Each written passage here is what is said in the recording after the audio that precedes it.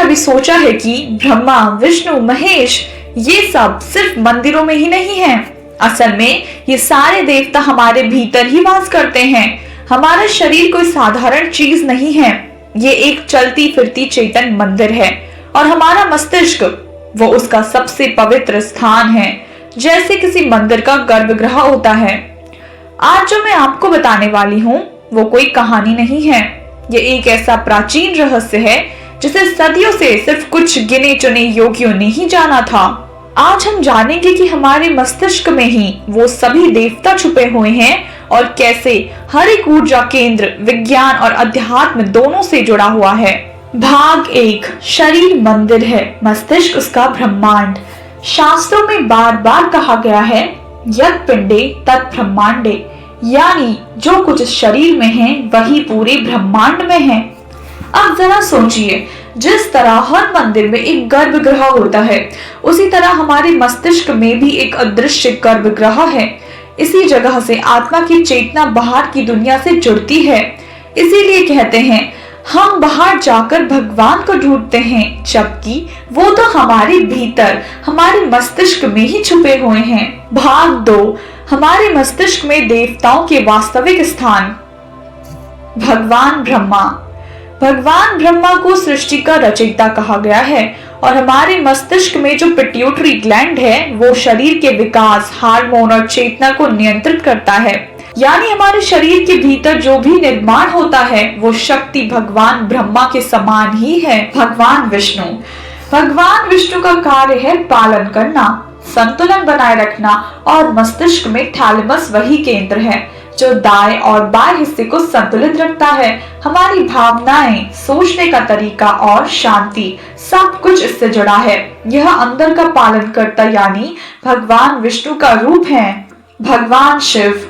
अब बात करते हैं भगवान शिव की। योग, ध्यान और तपस्या के मूल स्रोत।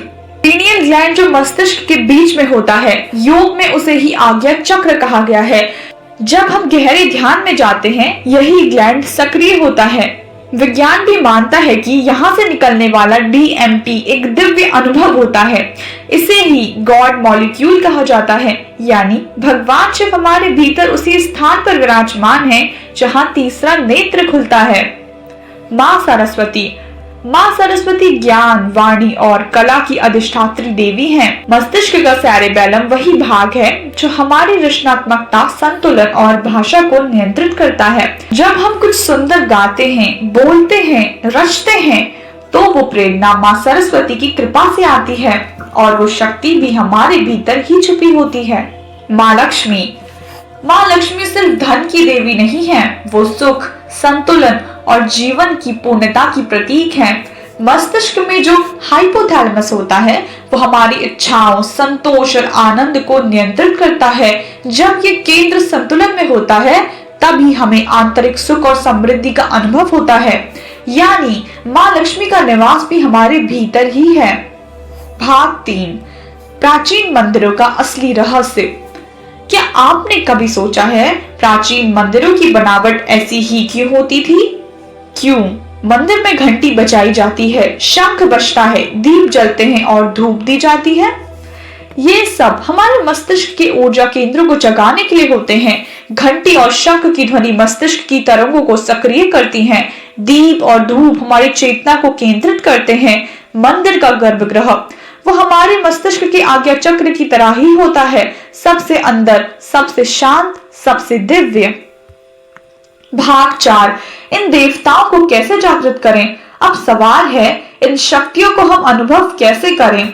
उत्तर है ध्यान, मंत्र जप, प्राणायाम और सबसे शक्तिशाली साधना कुंडलिनी जागरण। जब कुंडलिनी शक्ति नीचे से ऊपर उठती है और मस्तिष्क के इन केंद्रों को छूती है तब हर एक देवता भीतर से जागते हैं। यहीं से शुरू होती है आत्मा की असली यात्रा, जहाँ साधक और परमात्मा के बीच कोई भेद नहीं रहता। वो अनुभव शक्ति से भी आगे होता है, वो होता है एकत्व का अनुभव। अब जब अगली बार आप मंदिर जाएं तो जरा अपने भीतर भी झांकिएगा, क्योंकि जिन देवताओं को हम बाहर खोजते हैं वो सदा से हमारे अंदर ही वास करते आए हैं। अगर ये दिव्य ज्ञान आपके हृदय को छू गया हो तो इस वीडियो को लाइक कीजिए। ऐसे ही छुपे हुए रहस्यों के लिए चैनल को सब्सक्राइब जरूर करें और कमेंट में लिखिए ओम नमः शिवाय, जय मां भगवती, जय श्री हरि, हर हर महादेव।